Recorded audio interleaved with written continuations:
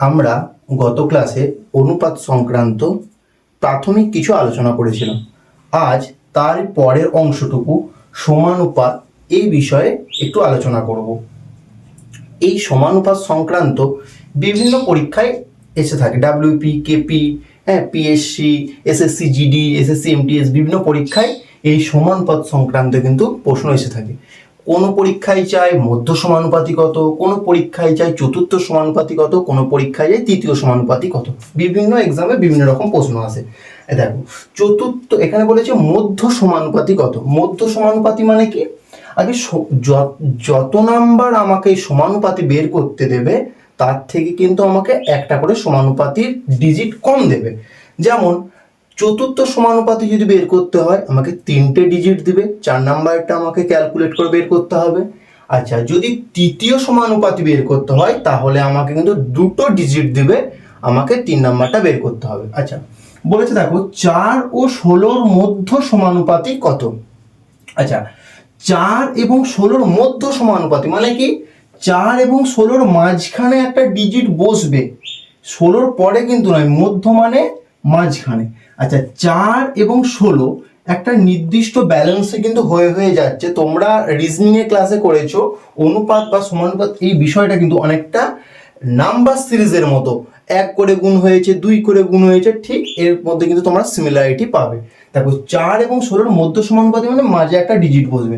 এই সমানুপাতি সংক্রান্ত একটা আমি নিয়ম বলে দিচ্ছি, তোমরা চতুর্থ সমানুপাতি হোক, তৃতীয় সমানুপাতি হোক, মধ্য সমানুপাতি হোক, যাই বলুক না কেন তোমরা এই ফরম্যাটে সাজালে খুব অনায়াসে আনসার বের করতে পারবে। কি মাথায় রাখবে? যে ফার্স্ট যে সংখ্যাটা দিচ্ছে, first digit by second digit. আচ্ছা, এটা কি বলেছে? চতুর্থ মধ্য সমানুপাতি মানে একটা দুটো দিয়েছে আর একটা হবে 3টে বেরোবে। আচ্ছা, তাহলে সমান আমি এখানে কি করব? সেকেন্ড বাই থার্ড, এটা করলাম। আচ্ছা, মধ্য মানে কি? নিশ্চয়ই এটা মধ্য হচ্ছে না বা এটা মধ্য হচ্ছে না, মধ্য হচ্ছে সেকেন্ডেরটা। আচ্ছা, তাহলে ফার্স্ট কি আছে সংখ্যা? 4। সেকেন্ডে কি সংখ্যা আছে আমাকে বের করতে হবে, তাহলে আমি এক্স ধরে নিই। তাহলে এক্স ধরে নিলাম, সমান কি? সেকেন্ড কি? সেই সেকেন্ডের সংখ্যাটাই বের করব, এক্স ধরে নিয়েছে, তাহলে এখানেও কি হয়ে গেল? এক্স। থার্ড কি সংখ্যা রয়েছে? দেখো 16 রয়েছে। আচ্ছা, আমরা কি সমীকরণের রুলসে কি জানি? কোনাকুনি গুণ হয়, তাহলে 16-র সাথে 4 যদি গুণ হয় তাহলে এইদিকে হয়ে গেল কত? 16 4 64। আর এক্স এ দুটো গুণ, এক্স এ যদি গুণ হয়ে যায় তখন কি হয়ে যায়? X square. তাহলে এক্স স্কোয়ার সমান কত? 64। এক্স সমান কি? 8, কারণ 8 গুণিত 8 করলে 64 চলে আসে। তাহলে এক্স সমান হচ্ছে 8। তার মানে 4 এবং 16-র মাঝখানে আর একটা ডিজিট যেটা বসবে সেটা কি? 8 বসবে। দেখো 4-এর সাথে 2 গুণ হয়ে গেল 8, 8-এর সাথে আবার 2 গুণ হয়ে গেল 16। বুঝতে পারলে? এভাবে কিন্তু মধ্য সমানুপাতি বের করবো। তাহলে মধ্য সমানুপাতি বের করার কি না, প্রথম বাই দ্বিতীয় বা প্রথম বাই যে মধ্যটা বের করতে হচ্ছে সেই মধ্য সমানুপাতিটা লিখবো, আর সেই মধ্য সমানুপাতি বাই তৃতীয়। কেমন? দেখো, তাহলে এই অঙ্কটায় ওটা মধ্য সমানুপাতি ছিল। দেখো ডিজিটটা শুধু 16 ছিল, 16টাই মুছে দিয়েছি। দেখো তৃতীয় সমানুপাতির দ্বারা আমি কিভাবে 4 আর 8-এর পরের সমানুপাতিটা 16 বের হবে। দেখো তাহলে কি বলেছি? ফার্স্ট বাই কি? সেকেন্ড।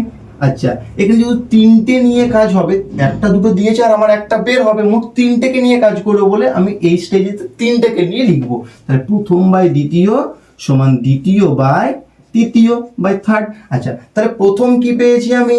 প্রথমে পেয়েছি 4। আচ্ছা, সেকেন্ডে কি? তৃতীয় মানে কি? নিশ্চয়ই 4 8-এর পরেরটা তো তৃতীয় হবে, এটা ফার্স্ট, এটা সেকেন্ড, এটা তৃতীয় হবে। তাহলে সেকেন্ডে কি আছে? 8 পেলাম। আচ্ছা, সেকেন্ডে কি? 8ই তো আমার 8। আর থার্ডে কি আছে? থার্ডে আমার বের হবে মানে এটা আমি এক্স ধরে নিলাম, তাহলে এক্স। আচ্ছা, তাহলে এক্স আর 4-এ গুণ করলে কত হচ্ছে? 4x। আচ্ছা, আর 8 আর 8-এ গুণ করলে কত হচ্ছে? 8 8 64। তাহলে x সমান কত? 64 ভাগ 4 সমান কত? 16। তাহলে এখান থেকে আমরা তৃতীয় সমানুপাতিটা কত বেরিয়ে গেল? দেখো 16। আমার 16 আগেতে ছিল, কিন্তু আমি তোমাদেরকে দেখালাম যে তৃতীয় সমানুপাতি এই দুটোকে দিয়েও তৃতীয়টা বের করতে দিতে পারে। বুঝতে পেরেছো? দেখো এখানে কি দিয়েছে, চতুর্থ সমানুপাতি। আমি কি বলেছিলাম, যেই সমানুপাতি চাইবে তার থেকে একটা করে ডিজিট কম দেবে। দেখো চতুর্থ সমানুপাতি চাইছে বলে 3টে ডিজিট দিয়েছে। চতুর্থ মানে কি, এটা ফার্স্ট সেকেন্ড থার্ড, এখানে একটা বের হবে, সেইটা আমাকে বের করতে হবে কত, একই বিষয়। দেখো আমরা জানি ফার্স্ট বাই কি সেকেন্ড। আচ্ছা এখানে সেকেন্ড বাই থার্ড লিখছিলাম কেন, কারণ আমাকে 3টে ডিজিটকে নিয়ে কাজ করতে হচ্ছিল বলে। কিন্তু আমি এখানে কি 4টে ডিজিটকে নিয়ে কাজ করব, তাহলে প্রথম বাই দ্বিতীয়, আবার যদি দ্বিতীয় বাই তৃতীয় লিখি তাহলে 4 নম্বর ডিজিটের কাজ হচ্ছে না। তাহলে আমাকে 4টে ডিজিট নিয়ে যেহেতু কাজ করতে হবে, তাহলে প্রথম বাই দ্বিতীয় করব সমান কি তৃতীয় বাই চতুর্থ করতে পারি। কেমন? আচ্ছা প্রথম ডিজিট কত আছে বলো, 4 আছে, ভেরি গুড। আচ্ছা সেকেন্ড ডিজিট কত, 8 আছে। আচ্ছা থার্ড ডিজিট কত আছে, 16 আছে। ফোর্থ ডিজিটটাই তো আমাকে বের করতে বলেছে, তাহলে ফোর্থ ডিজিট কত, আমি এক্স ধরে নিই, এক্স এর মান যেটা বেরোবে সেটাই ফোর্থ ডিজিট। আচ্ছা 4-এর সাথে যদি এক্স গুণ হয় তাহলে কি হয়, 4x। আচ্ছা 16-র সাথে 8 গুণ করতে হবে, কিন্তু আমরা এখন গুণ করবো না কারণ জানি কাটাকাটি যাবে, তাহলে 16 × 8 হিসাবে রেখে দিলাম। আচ্ছা এক্স সমান কত, 16 গুণিত 8 বাই 4, তাহলে 4 দুগুণে 8, 16 দুগুণে 32, তাহলে এখানে কত বসবে, 32 বসবে। চতুর্থ সমানুপাতি কত, 32। দেখো এবার তোমরা সিকোয়েন্সটা বুঝতে পারবে। দেখো 4 থেকে 8 হয়েছে কত, 2 গুণ হলো। 8 থেকে 16 হলো কত, 2 গুণ হলো। 16 থেকে 32 কত হয়ে গেল, 2 গুণ হলো। বুঝতে পারলে? আচ্ছা সমানুপাতি কেন কথাটা বলছে, দেখো সমানুপাতি এর জন্য বলছে যে সমানুপাতি প্রথমের সাথে শেষকে গুণ করলে যেটা পাই, সেকেন্ড এবং থার্ডকে গুণ করলেও আমরা সেটাই পাই, এর জন্য একে সমান অনুপাতি বলে। দেখো 4-এর সাথে যদি 32 গুণ করলে আমরা যেটা পাবো, আর 8-এর সাথেও কিন্তু 16 গুণ করলে আমরা সেই ফিগারটাই পাবো, এই দুটো মান কিন্তু সমান হবে, এর জন্য একে বলা হচ্ছে সমানুপাতি। কেমন? দেখো সমানুপাতি থেকে এইগুলোই প্র্যাকটিস করলেই সমানুপাতি হয়ে যাবে। আর যদি প্র্যাকটিস করতে গিয়ে কোনো সমস্যা হয় তোমরা কমেন্ট সেকশনে লিখে দেবে, আমি সেটা সলভ করে দেবো বা আরেকবার বুঝিয়ে দেবো। আচ্ছা এই অনুপাত থেকে ডাব্লিউপি বলো কেপি বলো এই সমস্ত পরীক্ষায় একেবারে ওয়ান লাইনার প্রশ্ন দিয়ে দেয়। যেমন একটা রেশিও দিয়ে দিল, ধরো 2:3, এর ডুপ্লিকেট রেশিও কি হবে, এর ট্রিপ্লিকেট রেশিও কি হবে, এর সাব ট্রিপ্লিকেট রেশিও কি হবে, এর আর এর ইনভার্স রেশিও কি হবে, এরকম জানতে চাই। এগুলো বুঝে গেলে মুখে মুখে হয়ে যাবে। আচ্ছা ডুপ্লিকেট আমরা বলি না, আচ্ছা এর কিন্তু একটা বাংলা এদের নাম রয়েছে, এর একটা বাংলা নাম, এর বাংলা সব নাম রয়েছে, কিন্তু বাংলাগুলো বিতর্কিত, মানে কেউ কোনো বইয়ে বলে এইটা এর বাংলা, কোনো বলে বাংলা, কিন্তু ইংরাজি কিন্তু এটাই হয়। তো আর আমরা যখন পরীক্ষা দিচ্ছি তার পাশেই তো ইংরেজি টার্ম লেখা থাকে, আমরা সেদিকে একবার দেখে নেবো, তাহলে আমাদের আর ব্রেনে প্রেশার এক্সট্রা পড়বে না। আচ্ছা ডুপ্লিকেট মানে কি, আমরা দেখেছি এর ডুপ্লিকেট পার্ট ও মানে কি দুটো আকারে গুণ হয়ে আছে। আচ্ছা ট্রিপ্লিকেট মানে কি, এর 3টে গুণ আকারে আছে। আচ্ছা তাহলে ডুপ্লিকেট মানে কি 2:3টার ডুপ্লিকেট মানে কি 2টাও দুগুণ আছে, 3টাও দুগুণ আছে, তাহলে 2-এর স্কোয়ার করে দেবো, 3-এরও কি করে দেবো, স্কোয়ার করে দেবো, তাহলে কত হয়ে গেল, 4:9। তাহলে ডুপ্লিকেট রেশিও মানে কি এইগুলোর স্কোয়ার ফরম্যাটে করে দেবো, তাহলে 2-এর স্কোয়ার 3-এর স্কোয়ার, তাহলে 2-এর স্কোয়ার মানে 4, 3-এর স্কোয়ার মানে 9, এটা ডুপ্লিকেট রেশিও হয়ে গেল। আচ্ছা সাব ডুপ্লিকেট মানে কি, সাব ডুপ্লিকেট ধরো এখানে ধরো দিল 16 আর এখানে ধরো দিল 25, এর সাব ডুপ্লিকেট। দেখো ডুপ্লিকেট সাব মানে কি, এটা যেমন স্কোয়ার করে এটা বের করেছিলে, এটা কি করবো, তার রুট করে দেবো, তাহলে √16 তাহলে কত, 4 16 হয় বলে 4 লিখলাম 5। তাহলে ডুপ্লিকেট রেশিও বললে কি তাদের স্কোয়ার করে দেবো, আর সাব ডুপ্লিকেট বললে কি তাদের রুট করে দেবো। ঠিক ট্রিপ্লিকেটও ধরো এই সংখ্যাটা ট্রিপ্লিকেট দিল 2:3, এর ট্রিপ্লিকেট মানে কি, ট্রিপ্লিকেট মানে 3 গুণ আকারে হয়ে যাবে, তাহলে কি 2-এর কিউব 3-এর কিউব। আচ্ছা 2-এর কিউব মানে কত 8, 3-এর কিউব মানে কত 27, তাহলে 2:3 এর ট্রিপ্লিকেট রেশিও কত হবে, 8:27। আচ্ছা সাব ট্রিপ্লিকেট একই ব্যাপার। আচ্ছা এটা কি করে দেখছি, দেখো 8:27, এর সাব ট্রিপ্লিকেট, সাব মানে কি ঠিক তার উল্টো, ডুপ্লিকেটে যেমন হচ্ছিল ঠিক তার উল্টো। তাহলে 8:27 মানে কি কিউব অফ 8 আর রুট কিউব অফ 27। তাহলে কি 8 কি দিয়ে তৈরি হয়েছে, 3টে 2-এর গুণফল, তাহলে 3টে থেকে রুট উঠতে গেলে একটা 2 নেবো আমি। আচ্ছা, আর 27 মানে কি 3টে 3-এর গুণফল, মানে আমি একটা নেব। আচ্ছা, রুট বা কিউব পরবর্তী ক্লাসে রুট বা কিউবের আমি ভিডিও দিয়ে দেবো। আচ্ছা, কম্পাউন্ড রেশিওটা কিভাবে বের করে, ধরো বললো 2:3 এবং 4:5, আচ্ছা আচ্ছা 7:9।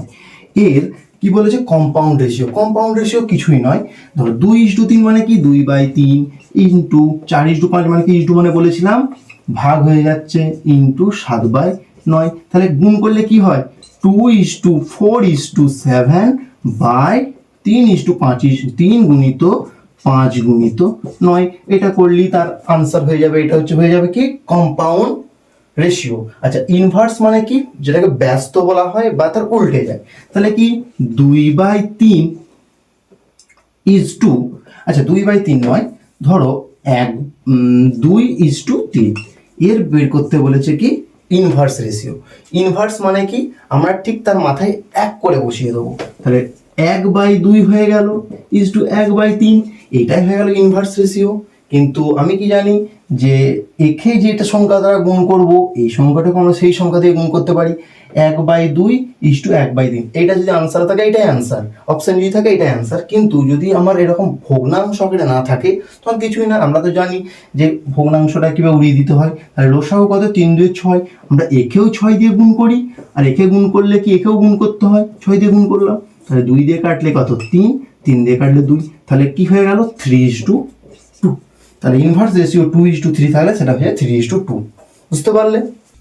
দেখো, এরপর আমরা শিখব যে আনুপাতিক হারে কোনো কিছুকে ভাগ করা কিভাবে করতে হয়। বা ধরো এরকম বলে দিল যে 27কে, সংখ্যাটা 27, তাকে 2:1 অনুপাতে ভাগ করো। মানে কি দুটি সংখ্যার অনুপাত হবে এরকম, এবং দুটো সংখ্যাকে যোগ করলে পাবো আমরা কি 27। তাহলে দেখো আমি কি বলেছি যে 2:1 মানে এই নয় যে একটা সংখ্যা 2 একটা সংখ্যা 3 নয়। তাহলে আমরা এখানে কি লিখতে পারি যে একটা সংখ্যা যদি 2 হয় তাহলে অপর সংখ্যা কত 1 হবে। তাহলে যদি 2 একটা সংখ্যা আর একটা সংখ্যা 1 ধরে নিই, তাহলে ওই দুটো সংখ্যা যোগ করলে কত হচ্ছে বলো তো 3 হয়ে যাচ্ছে, তাই তো। কিন্তু আচ্ছা তাহলে ধর যদি 3 হয়ে যায়, এখানে বলেছে কত টোটাল 27। আচ্ছা, এবার কার যে কোনো ধরো 2 এর মান বের করতে দিল, তাহলে 2 সমান কত, তাহলে আমরা লিখতে পারি যখন টোটাল হয় কত, টোটাল যখন 3 হয় তখন এক্স্যাক্ট ফিগার কত দাঁড়ায় 27 দাঁড়ায়, তাই তো। টোটাল যখন 3 হয় তখন এক্স্যাক্ট ফিগার 27 দাঁড়ায়। তাহলে এবার 2 এর মানটা বের করবো, তাহলে যখন 2 হবে তখন এক্স্যাক্ট ফিগার কত হবে 27 গুণিত কত তোমার 2, এটা সবসময় নিচে চলে আসে 3, তাহলে 3×9=27 সমান 18। তাহলে 2 এর ভ্যালু যদি 18 হয়, দুটো যোগ করে হচ্ছে 27, তাহলে একটা যদি 18 হয় অবশ্যই তার আরেকটা সংখ্যা কত হবে, নিশ্চয়ই 9 হবে। তাহলে দেখো 18 9 27 হয়ে গেল।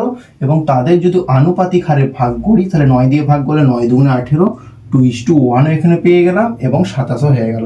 তাহলে 2 এর ভ্যালু কত 18, আর 1 এর ভ্যালু যদি বলে কত তখন 9। ঠিক আছে। আচ্ছা ধরো এটাকে আমরা শর্টকাটে কিভাবে করব, এইটা হচ্ছে বেসিক জিনিস। যখন কোনো কিছুকে আমরা আনুপাতিক হারে ভাগ করব, আনুপাতিক হারে, তখন কি করব, আনুপাতিক হারে যখন ভাগ করব যত টোটাল সংখ্যাকে ভাগ করছে সেইটাকে আমরা লিখে দেবো, অর্থাৎ টোটাল এক্স্যাক্ট ফিগারটাকে লিখে দেবো, গুণিত দেব। আচ্ছা, আনুপাতিক যে ব্যাপারগুলো হচ্ছে তাদের সকলকে যোগ করে দেবো। তাহলে ওখানে দেখো কত ছিল 2:1 আর 27কে ভাগ করেছিলাম, তাহলে আনুপাতিক এগুলো যোগ করে দিলে কত হচ্ছে 3 হয়ে গেল, নিচে আমি 3 লিখবো। আচ্ছা, কার মান বের করব, 2 এর মান বের করব। আচ্ছা, 1 এর মানও বের করতে পারো, 2 এর মান বের করলে 2। তাহলে কি পাচ্ছি টোটাল কত ছিল 27 গুণিত 2/3, 3×9=27 সমান 18 পেয়ে গেলাম। ওইটা বেসিক, আর এটা যদি করো এটা এক লাইনে করে দেবে। তাহলে আনুপাতিক ভাগার কীভাবে করবো কোনো সংখ্যা, না টোটাল কত বলছে, টোটাল এক্স্যাক্ট ফিগার সেটা গুণিত আনুপাতিক যে ব্যাপারগুলো রয়েছে, আনুপাতিক যে রেশিওটা রয়েছে দুটো সংখ্যার বা তিনটে সংখ্যা যা খুশি হতে পারে, সেটাকে কি করব আমরা যোগ করব, ও নিচে লিখবো সেটা, এবং যার মান বের করব সেটাকে ওপরে লিখবো। আচ্ছা এটা ধরো দুটো না দিয়ে যদি একটা তিনটে দিয়ে দিত, আচ্ছা ধরো এরকম দিয়ে দিল যে তিনটে সংখ্যার যোগফল 45, আচ্ছা তাদের অনুপাত হচ্ছে 2:1, তাহলে এই একের ভ্যালু কত হবে বলো তো? আচ্ছা আমি কি বললাম টোটাল কত সেটা লিখবো, টোটাল কত 45 টোটাল। আচ্ছা এবার আমার অনুপাতগুলো সবসময় যোগ করে দেবো, তাহলে 2+2+1 কত হচ্ছে 5 হলো। আচ্ছা কার মান বের করতে বলছে, একের মান বের করতে বলছে, তাহলে একের মান একটা যেমন আছে রেখে দিলাম, যেটা বলবে সেটা এখানে অ্যাজ ইট ইজ রেখে দেবো। তাহলে 5 দিয়ে কাটালে কত হচ্ছে 5×9 45, তাহলে একের মান কত হয়ে গেল 9। ঠিক একইভাবে যদি এই দুইয়ের মান বের করতে হতো কত হতো 45 ইন্টু দুইয়ের মান বের করতে হলো, যোগ তো নিচে 5 হচ্ছে বাই 2, তাহলে কত 9×2 = 18। আচ্ছা দুইয়ের মান যদি 18 তাহলে এটাও তো 18 হবে, দুইয়ের মানই চেয়েছে, তাহলে দেখো 18 + 18 + 9 সমান দেখো 45 হয়ে গেল, এটাও চলে এলো। এবং এদের যদি আমরা অনুপাতিক করি 18:18:9, তাহলে কত 9×2 = 18, 9×2 = 18, 9 কে 9, এইটাই চলে আসলো। এভাবে আনুপাতিক ভাগার করে কোনো সংখ্যাকে। আচ্ছা তিনটে না দিয়ে চারটে দিতে পারে, পাঁচটা দিতে পারে, যা খুশি দিতে পারে, কিন্তু রুলস একই, যে টোটাল যেটা এক্স্যাক্ট ফিগার রিয়েল ভ্যালু যেটা রয়েছে সেটা এখানে লিখবো, গুণিতে দেবো, আনুপাতিক যে সংখ্যাগুলো রয়েছে সেই সংখ্যাগুলোকে যোগ করব, এবং ওপরে যার মান বের করতে বলছে সেটা অনুপাতে দেবো কত আছে সেইটাকে এখানে লিখে দেবো। কাটাকাটি করলে আমরা যেইটার মান বের করতে চাইছি সেটার মান আমরা পেয়ে যাব। কেমন?